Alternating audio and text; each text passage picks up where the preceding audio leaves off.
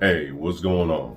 It's me again, A New Breed, coming back with another video. Now, for this video, it's about fall, so I want to get into winter and cold weather. For those who live in the colder climates and even those who may have a snap frost, we never know what's going to happen. But this video is going to be for the interior. If you're living in a house or something, or just keeping your house or home warm just in case. Also, it could shave a couple dollars off your bills. So just think about that. We've gotten a little spoiled with being able to flip a switch and the heat instantly coming on. And we found out just recently that eventually, sometimes even in areas that aren't supposed to get cold, they can get cold. So if you follow these simple tips, it'll help you to keep warm, shave a couple bucks off your bills, and you never know when it'll come in handy. So let's go on this journey and let's get it going. Depending on your location, winters can be from extremely mild to warm to deadly cold. Now, these are just a couple of tips that I'm going to be sharing that'll help you prepare for the winter to keep yourself warm. Blankets. These things come first. You can never have enough. Now, contrary to popular belief, blankets aren't just for wrapping around you, and many of us in the North know you could use them to seal off doors, seal off rooms, put them over windows. All it does is any of that cold air coming in, it'll block it off. So it'll keep your area warmer. And if you need to seal off a specific room, put a blanket up, tack a couple staples, nails, whatever you got to, it'll close in the room, make it easier for you to warm and heat up, also making it more comfortable. Next up to plate, bubble wrap. The reason why bubble wrap is so important is if you cut it to size, a little bit of water, spray it on your window and put it bubble side down. Remember that. And what that does, it actually adds extra insulation to your windows, making it so you don't have to heat the area. And if you ever get on a cold day, put your hand near a window, see how cold it actually gets and how much heat has to be produced to heat it up. You're wasting 20 to 50% of your heat just heating your windows. Combine that with a blanket over top and you've got a very powerful insulator that'll help keep you, your family, and the interior of your house warm. To the individuals who have gas generators, in this situation, you're very fortunate. Stock up extra gas when it's cheap, put it in gas cans or whatever you have to use, put a little fuel saver in there, you should be good to go. But please keep them outside to exhaust. Do not put them in a garage, do not put them in your house. Keep them outside or you will succumb to carbon monoxide poisoning. In the event you have electricity or a generator, space heaters are a must. Go through, figure out which ones you prefer, whether they're forced air or infrared. There's a difference and you can go through and look on your own to figure out which one is preferable in your situation. But if you do have electricity, it's best to get one of these, just to keep it in the back if it's ever needed. Now, in the unfortunate event that you don't have any electricity, you can also buy small portable propane heaters. But please make sure that these are indoor use.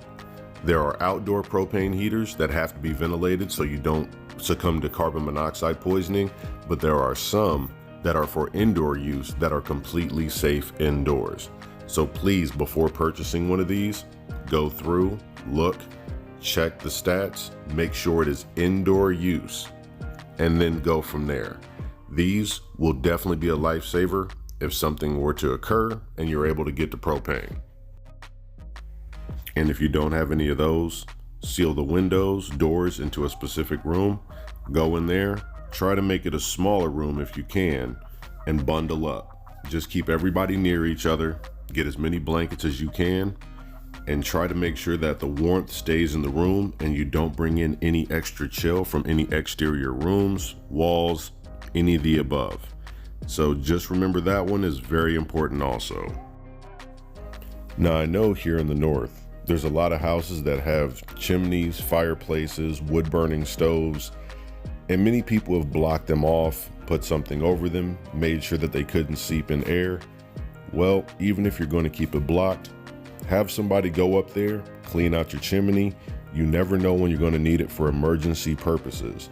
Even if you're going to keep it blocked, have a way that you can pull the blockage out, throw some wood in there, get a fire started, and be able to heat your home.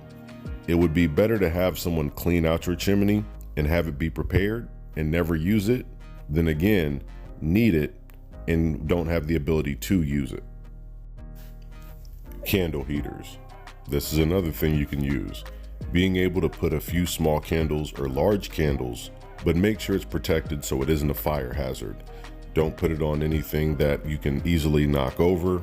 Don't put it near any flammable or hazardous materials, and covering it, that helps with keeping the heat, preserving it, and also radiating it out. So that is another important thing you could think about. Keeping candles just for an emergency purpose for lights and heat is always a wonderful thing to do, but please take precautions and make sure you use safety measures. Now, with the uptick in prepping, camping, and the supplies that are currently being sold, if you have the opportunity, buy a portable wood burning stove. Just the small ones. Those things produce massive amounts of heat. But again, use proper precautions, and if you're going to use it, make sure you can find a way to exhaust the smoke out of the area that you're in. Only do this with proper precaution. You can put the smoke out of a window, other areas, but please be safe. Now, these are pretty important also. You can get them from the dollar store, different supply stores. Biofuel. Be sure they're the indoor safe ones. These are normally used for heating up trays and pans for parties, but they do produce enough heat to keep an area warm. I personally keep a couple in my bug out bag just in case, because you never know if you will or won't be able to find dry wood and be able to burn. Also, you can use it by dipping some of the wood in, getting it started, igniting. It makes for a quick burn, and realistically, can't forget, many of these things can burn anywhere from 4 to 7. They even have ones that burn for 12 hours. That's a lot of life-saving heat and ability to cook your food. Now, if you made it all the way through the video, I know there are going to be people in the comment section who are saying, well, you didn't recommend using your gas stove. Well, I can't legally do that. So with all technicality, do your research, figure that out on your own, and we'll just kind of take it from there. But I hope these are just a couple of tips that can help you if power goes out, gets too cold, or you find yourself in a very inconvenient situation in the middle of the winter. So this is A New Breed signing out. I wish y'all the best, and remember, if you stay ready, you ain't got to get ready. Don't forget to like, comment, share, and subscribe. And if you know anybody who could use this information or you found it valuable, please leave comments and I can further go in detail. Also, be sure to click the bell so you can be alerted of all my future videos. Have a wonderful evening.